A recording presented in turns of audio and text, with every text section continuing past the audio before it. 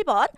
병원균에 대하여 항균력이 있는 미생물을 이용하여 방지하는 방법은 자, 미생물을 이용한다. 당연히 뭐겠어요? 생물적 방제겠죠. 답은 3번에 뭐 기랑 미생물이라든지 약독 바이러스라든지 이런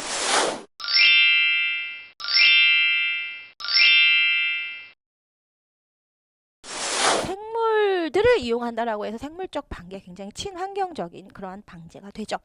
화학적 방제, 경종적 방제는 여러분 재배적 방제죠. 뭐 재배 조건 뭐 이런 것들을 바꾸는 거. 4번에 물리적 방제, 뭐 소독을 한다던가 소각을 한다던가 그런 것들이 되겠습니다.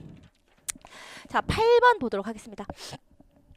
자, 8번 지표식물인 천일홍의 인공지백을 접종한 결과로 진단할 수 있는 병은 했습니다. 저희 식물병을 진단하는 방법 중에 지표식물법이다라는 것이 있어요. 자, 지표식물이 뭐예요?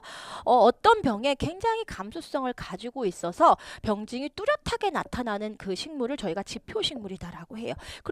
그럼 이러한 식물을 이용하면 그 병을 빨리 나타낼 수가 있겠죠. 그로 인해서 우리가 병을 진단하게 되는 걸 지표식물법이다라고 했었습니다. 자, 지표식물법에서 특히 천일홍을 이용하는 건 누구다? 감자 X 바이러스다라는 거. 그래서 요거 이제 지표식물법 중에 요런 것들은 간간히 나오고 감자 X 바이러스가 특히나 잘 나오죠. 그래서 답은 2번이 되겠습니다. 자, 9번입니다.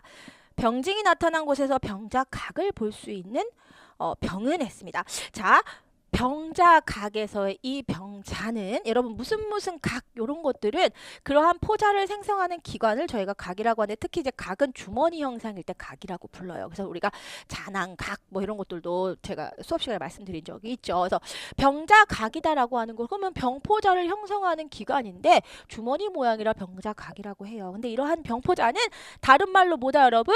분생포자이다라는 거예요. 그래서 이 병자각이다라고 하는 것은 바로 분생포자각이에요. 우리 분생포자는 무슨 포자? 무성포자였어요. 자, 그럼 이러한 것을 생성하는 게 어떤 것이 있을 것 같은지 1번에 배나무 줄기마른병. 저희가 밤나무 줄기마른병이라고는 들어봤는데 배나무 줄기마른병은 좀 생소하죠. 하지만 같은 병원이에요. 배나무나 밤나무의 줄기를 마르게 하는 또는 궤양을 가져오는 병이 배나무, 밤나무 이런 줄기마른병이다라고 얘기를 합니다. 얘는 그러면 자, 줄기가 마르고 잎이 마르고 이런 것들은 잔황균인데 얘는 잔황균이에요. 그럼 우선 둘게요. 이번에 벼 이상 누룩병 이것도 잔황균이에요. 그런데 얘는 유성포자로 잔황포자, 무성포자로는 후막포자 라는 것을 생성하는 그러한 병이에요. 그러니까 얘는 아니고 3번의 오이잘록병은 여러분 난균류예요. 난균류는 무성포자로 유주포자 그리고 유성포자로 남포자, 무성포자로 유주포자를 형성하는 거죠. 그러니까 얘도 아닌 것 같네요. 4번에 옥수수 오갈병은 여러분 바이러스야. 그럼 얘도 아니야. 제가 방금 2번, 3번, 4번 아니랬죠? 그럼 답은 1번이에요. 그러면 배나무, 밤나무, 줄기 마른 병이 잔황균에 의한 건데 어떻게 이렇게 분생포자각을 형성하냐? 잔황균은 여러분 유성포자로 잔황포자를 형성하며 무성포자로 분생포자를 형성하는 그러한 진균류가 바로 잔황균이었죠. 그래서 얘는 분생포자각, 다른 말로는 병자각이다 라는 걸 형성해서 여기서 분생포자를 발생을 시키고 잔황각에서 잔황포자를 발생을 시키는 그러한 병원이다라는 거죠. 그래서 답은 1번입니다. 자, 10번 식물병의 제1차 전염기관으로 거리가 먼 것은 했습니다. 1번의 균액, 2번의 균사, 3번의 잔황포자, 4번의 유주자. 자, 균액, 균사 이런 거보다 4번의 유주자를 보면 우리가 유주자가 무성포자인 건 이제 알고 있어요. 그건 알아야 돼요. 그래서 저희가 포자는 제가 방금 앞서 말씀드린 것처럼 유성포자, 즉 수정에 의해서 형성된 유성포자와 그렇지 않고 무성적으로 분열에 의해서 형성된 무성포자가 있겠다. 그래서 그런 무성포자의 대표적인 것이 바로 유주포자이다. 유주포자는 난균이라는 균류에서 무성적으로 생겨나는 포자가 바로 이제 유주포자이다라고 했었어요.